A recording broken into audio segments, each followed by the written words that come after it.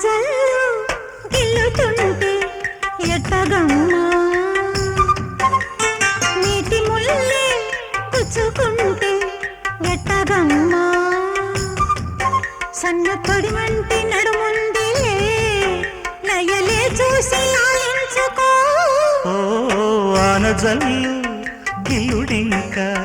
తప్పదమ్మా వంటి మొగ్గ విచ్చుకోక తప్పదమ్మా చిత చితలాడు ఈ చిందులో జతులాడాలి జత చేరుకో